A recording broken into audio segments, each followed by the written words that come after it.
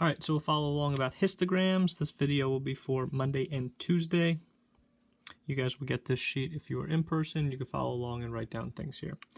Frequency table. Okay, that is where data is organized. And in that frequency table, we're going to have interval, we're going to have tally, we're going to have frequency. Okay, so the interval is going to be a span of numbers. Okay, you'll see an example further down. There are no overlaps. So that means if I had, for example, 1 to 2, my next interval is going to be 3 to 4. Okay, I don't do 1 to 2 and then 2 to 3. All the data is included, and everything is an equal size. Please disregard my cat meowing in the background. Okay, the tally, we're just going to keep track of count. Okay, we're going to use little tally marks. Make sure when we do 5, we cross it over. And the frequency is just the number of tallies. Okay, so here, if I had this many here, that would be 10. A frequency histogram, it's a bar graph that shows number of times an outcome occurs. And 4 things must be true, or your histogram must have 4 things. All histograms have to have a title. Okay, you must label your axes. There must be an appropriate scale. And all the bars must touch. Bars must touch. There's really 4 and 5. There's no gaps, and they all have to be the same width. Okay, so we're going to look at one that's done for us, and then we're going to create one. Again, we'll do this all together. So shows the scores on the algebra test. If you notice, there's a title here. There's your axes are labeled.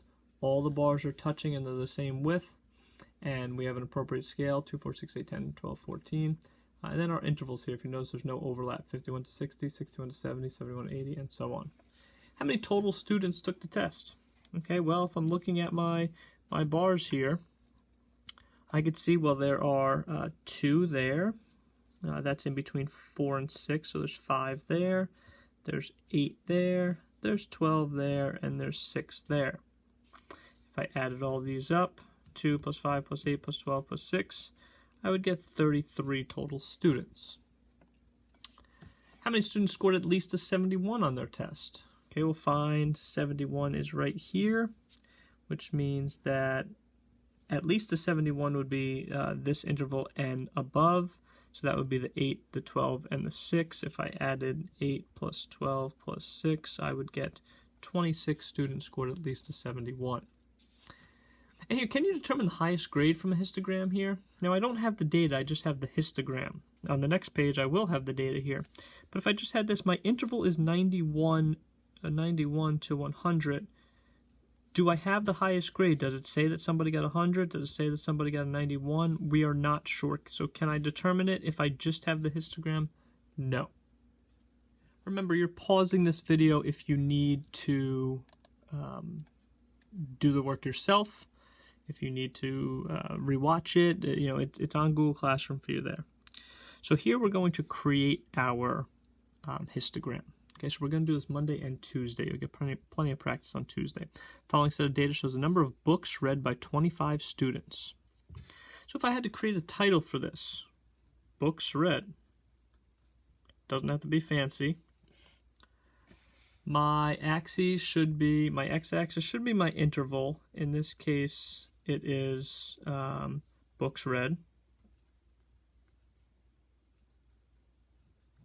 And the y-axis is your frequency, and that's, in this case, number of students.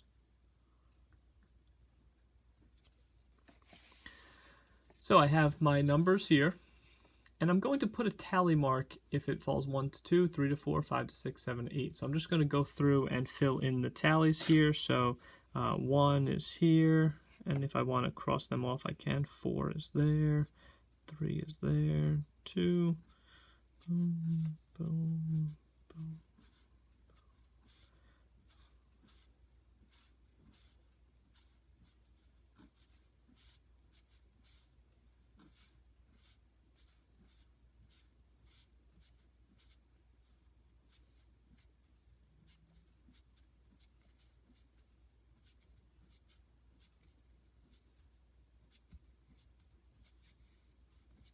Okay, I have my tallies. Frequency is the number of tallies.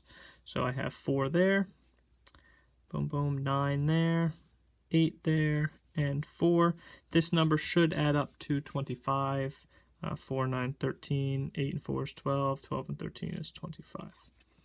Okay, so count to see. I have 1, 2, 3, 4 intervals. So that means I need to space them out accordingly.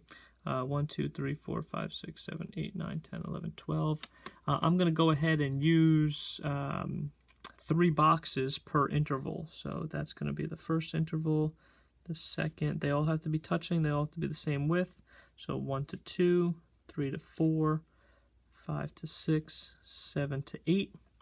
And my frequency here has to go all the way up to 9. 1, 2, 3, 4, 5, 6, 7, 8, 9. I'm just going to put 10 on there. And I'm just going to create a bar that goes up to 4. So this one here goes up to 4. 3 to 4 goes up to 9.